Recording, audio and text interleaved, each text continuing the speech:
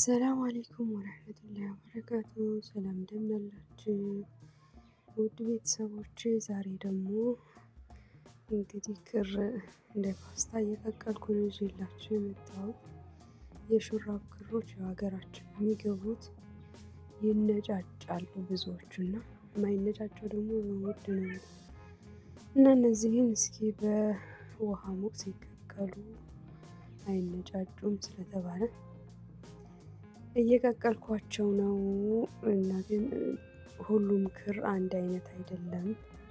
ያው እኔ ሳላቅ ሁሉም አንድ ስለመሰለኝ ዝም ብዬ ቀቀልኩትና የሰራሁትን ሁሉንም የሰጠኝን እንትን ቆይ አሳያችኋለሁ። እና አንዳንድ ክሮች አይወዱም ሲቀቀሉ ምንዝርዝር የማለት እንትን አላቸውና ጥንቃቄ እናድርግ። የክሮቹን አይነት እንጠይቅ።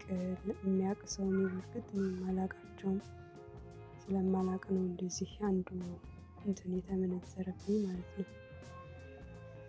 ጥቁር ክር ነው እንደዚህ ልክ እንደነዚህ ቀቀልኩትና የተሰራው እንትን አለ ክፍተቱ በዛ በጣም ክሩ ተለጠጠ አይነት ነገር ብቻ ምን እንደሆነ አላውቅለትም።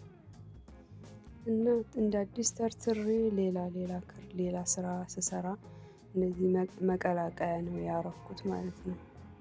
ሌላዎቹ ማሻአላ ምንም አልሆኑም። ያው ጥሩም ነው ያን ያክል ብዙ የተጋነነ ባይሆንም መቀቀሉ ጥሩ ነው።